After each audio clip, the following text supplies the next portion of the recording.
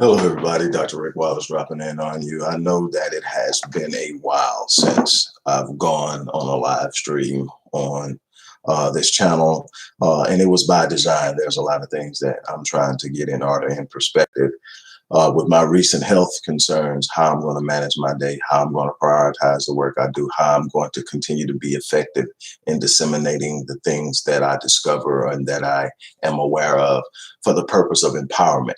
Those who have followed me from the other channel before it was snatched down to this one over the last 11 years, you know that my focus isn't popularity. My focus isn't celebrity. My focus isn't how known I am or pats on the backs, likes and shares. My thing is empowerment. My thing is to identify issues and come up with solutions, share my solutions and then get feedback because I don't know everything and I'm not always right. With that being said, I've got about 20 minutes to 23 minutes. I have a 9 o'clock Central Time virtual session with a client that I have to be on.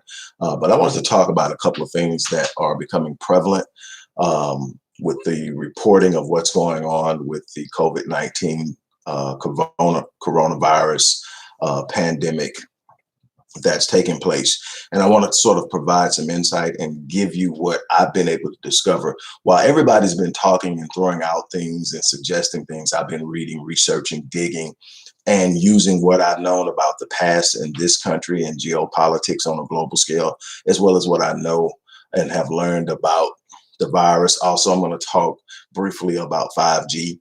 And because there's a lot of that floating around, and I'm going to give what I've been able to discover and let you take it and run with it and make your own decisions. I'm not here to tell you what to believe or how to think. I'm here to share with you and to inspire you to think more critically, to think more in depth, to peel back the layers of what you see on the surface and what you're being fed on the surface, to come up with a more lucid understanding of what's taking place. Before I get started, don't forget, I've just shared it in the chat field. Support the work we're doing. Everything from research to community programs. Obviously, as things progress and we look at the new norm, how we operate in the community will probably have to be adjusted and changed. How we create programs will have to take into consideration the new norm and all that, but we are going to be on it. We're consistently and incessantly committed to being a force in the Black community, and we're going to continue to do so. But support the work we do to the level that you can. I know everybody right now is taking a hit. We still need your help. With that being said, I'm done. On that note, all right, let's talk about COVID-19 and the new reports about how disproportionately it's impacting the Black community. My thing is, I've said from the beginning that I think anything that's contagious has to be taken seriously.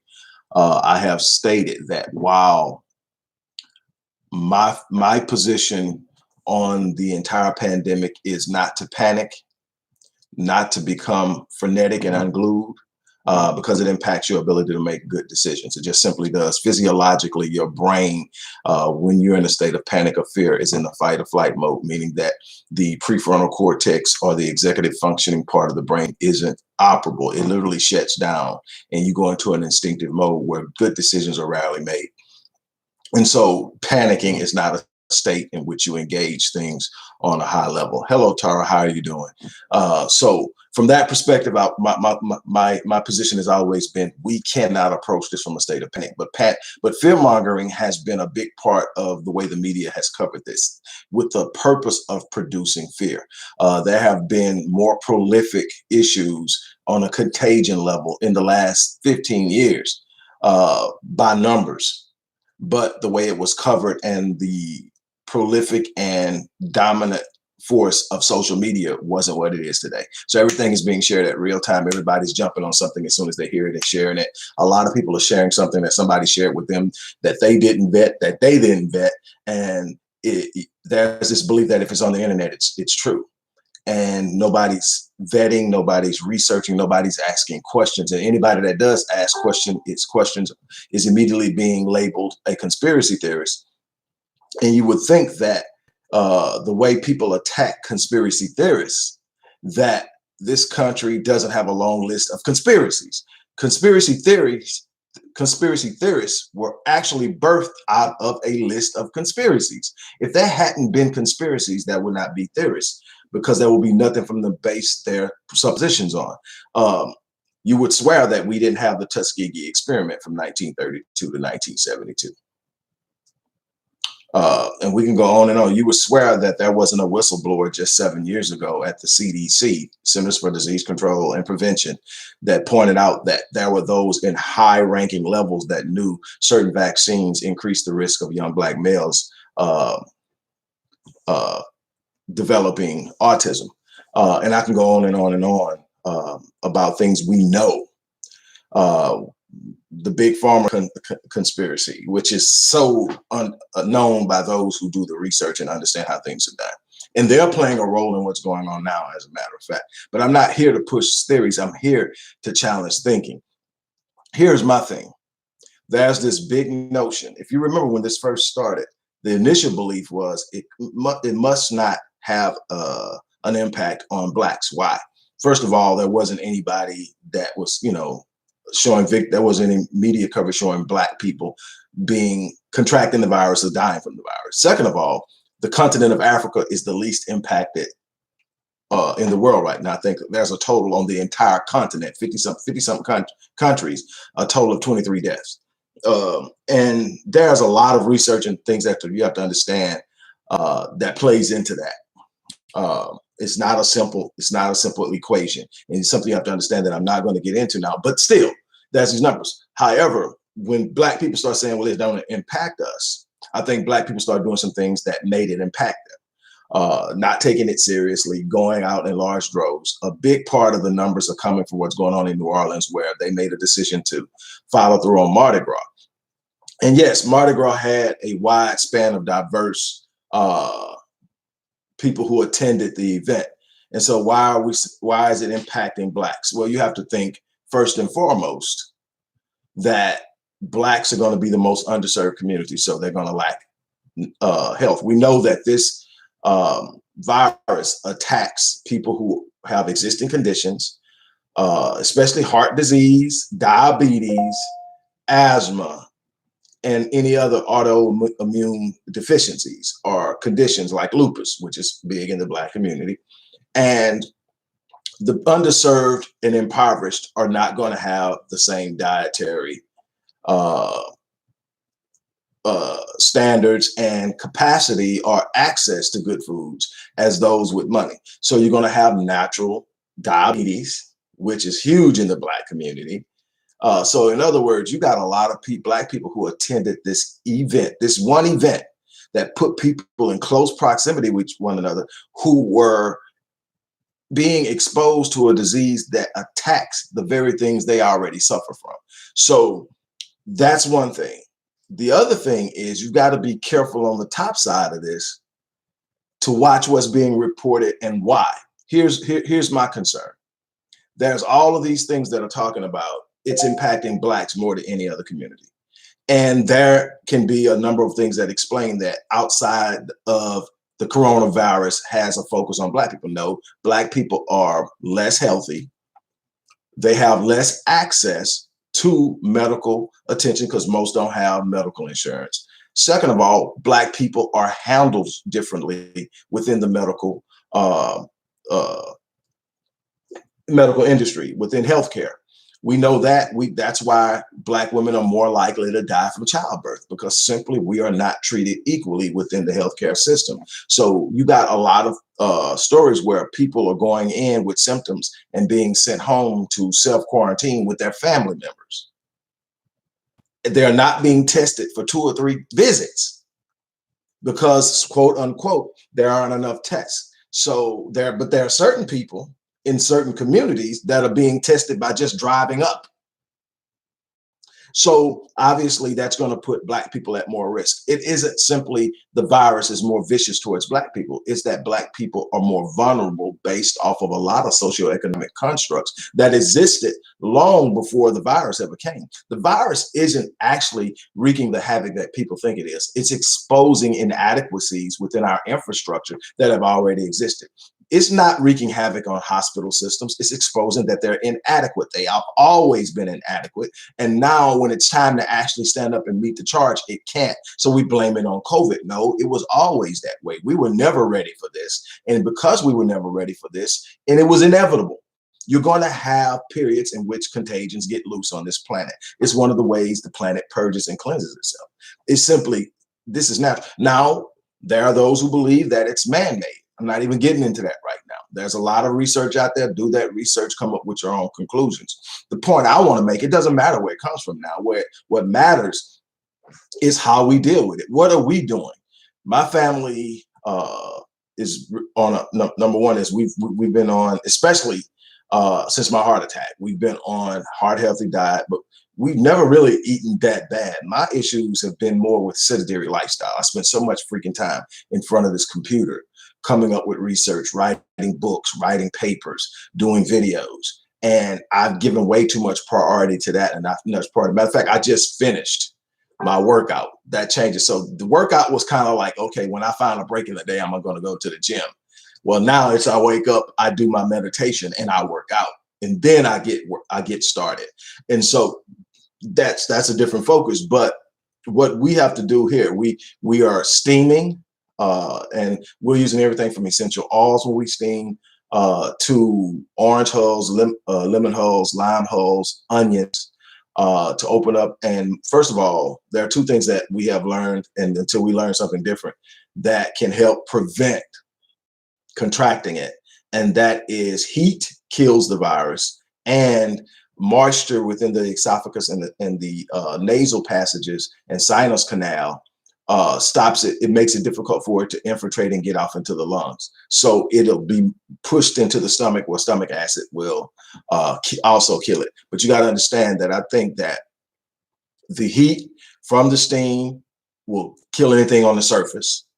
The moisture will also make it more likely to be pushed down into the stomach, where it'll be neutralized. We're doing that. And we're just doing things that we normally do from a health perspective of keeping our immune systems on 10. And this is one thing that I've read and I've heard, just something to pass on, because most people who are into any type of natural health remedy is on the elderberry kick. Here's what I can tell you.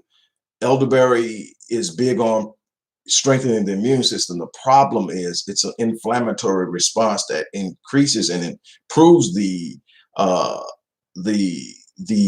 immune system that elderberry creates. The problem is if you actually contract COVID-19, it's going to create inflammatory issues within your lungs, and elderberry can actually exacerbate that. So if you start coming down with symptoms, you might want to stop taking the elderberry, because at that point, your immune system has already been compromised, and now you need to fight off the virus.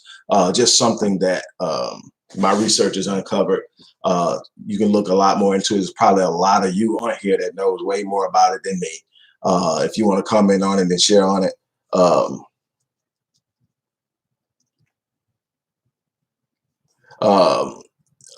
Okay, Raw family, thank you.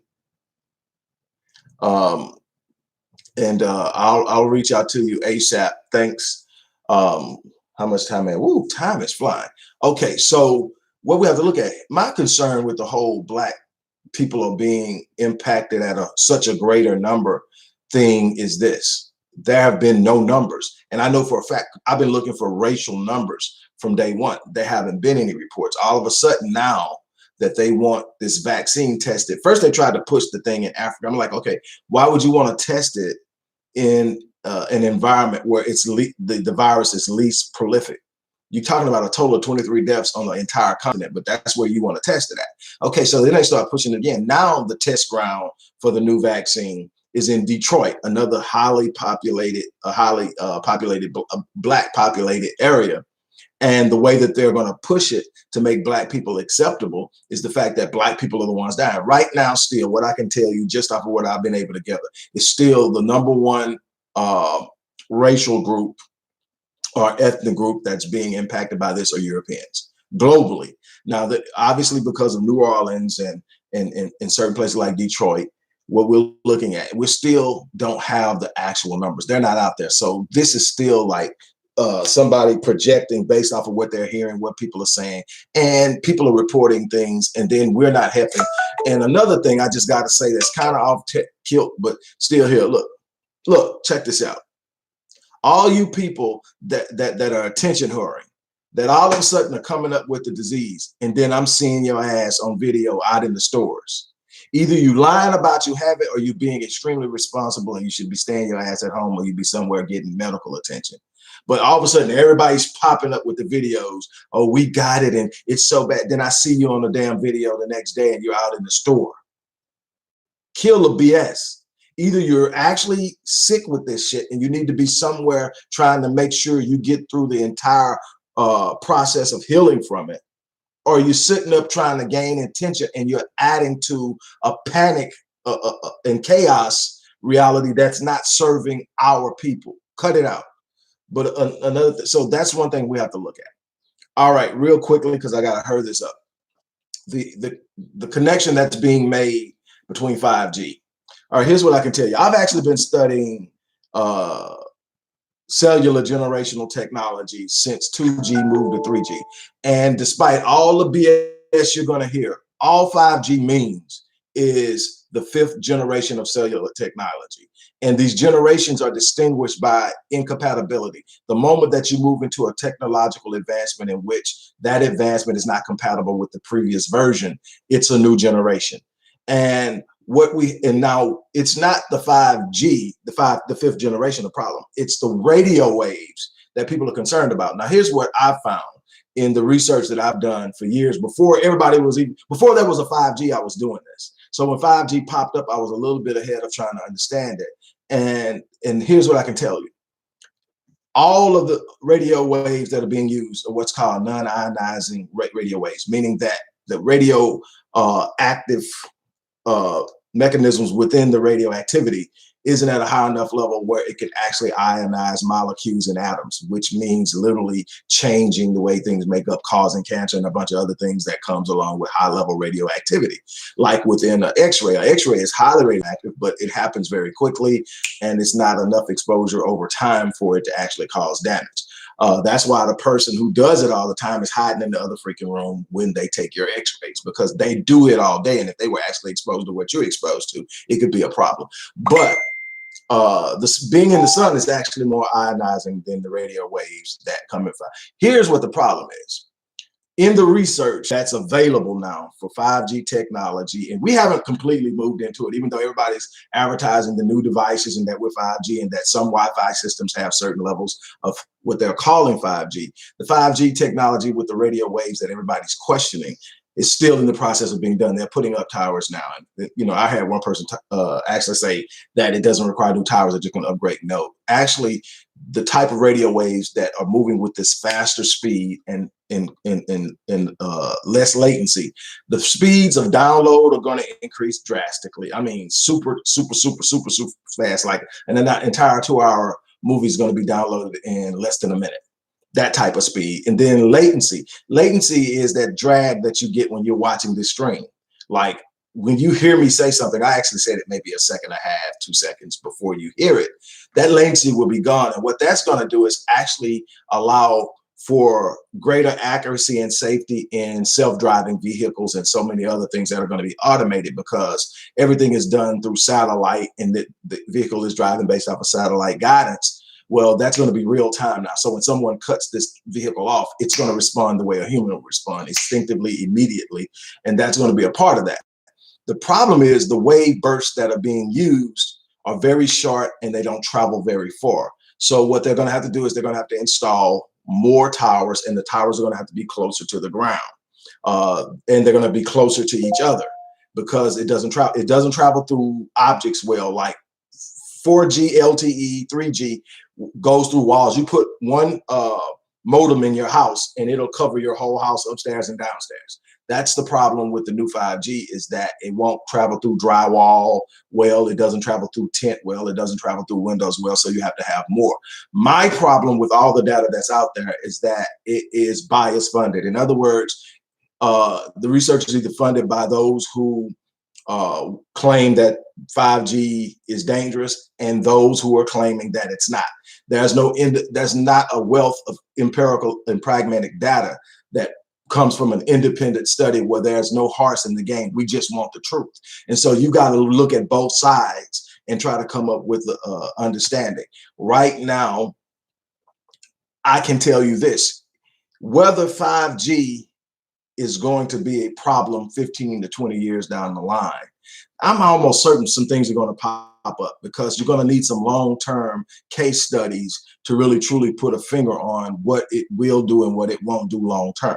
It hasn't been around long enough at the levels that it's going to be released on the public to have a real true scale of understanding. We just know based off of what we know about non-ionizing radioactivity to make projections and to come up with certain premises and hypotheses. Here's the thing, though. I can tell you, any radio frequency, whether you're talking about gigahertz, you're talking about megahertz or hertz, any kind of frequency impacts organisms. We ourselves emit energy. Every last thing on the planet has a frequency and a vibration and energy. And so the presence of 5G frequencies will have some impact on every living organism, from plant life to water life to human life. It's going to have an impact. It's just simply the way it is. Every frequency has an impact on the human organism. So anybody that's arguing that it won't have any impact at all is not being honest and doesn't understand frequency. Frequency and viruses have been, and this is just something, I'm not making any conspiracy theories here, but I'm telling you, viruses do respond to frequency. Any organism responds to frequency, and it can be studied at a micro level. So could 5G trigger certain viruses that are dormant and activate them? Possibly. We don't know. There isn't enough data out there. Anybody that's telling you there's enough data to draw a full conclusion on this is lying. Trust me, I've been digging and digging long before people even knew 5G was coming. And it's simply not enough. You got to have a long enough case study to sit up and say, okay, this is how it's impacted people for 5 years, 10 years, 15 and 20 years. The problem is by that time, it would have been out there for 5 years, 10. You will have an entire generation impacted by it. But that's technology. That's what happens when you have technology, is that it's going to have these lags in empirical data. It just simply is. But what we need to do is we need to be well aware of it. We need to read it. There's a lot of stuff out there that you can just go read. I mean, days worth of reading that can give you an insight into what's going on. And you got to understand, most people that are out there talking are talking from three positions. Number one is they don't like it, they don't want it, and they're afraid of it. And so they're pushing anything they can find. Number two, they want it because they need it, because it's going to improve their business, their financial situation and position, and it's a moneymaker. Number two, they just want to sound like they know what they're talking about. And those three entities are going to push so much bull crap, and there's going to be so many people who don't vet, don't read, don't look into it, and don't share. Here's what I'm comfortable with telling you. I don't know enough about 5G to take an emphatic stance on what it's going to do. I know it's going to do something because I know enough about frequency and organisms to know that you can't have a frequency that doesn't impact you. It will, we just don't know how yet. We can speculate and we can look at the history of those who are giving it to us, and we can start to speculate, would they actually tell us if it was harming us? Do they have a good record of doing that? That's the one thing. The other thing is, be careful about how you're reading this push to say that this disease is just wreaking havoc on the Black community without having actual numbers.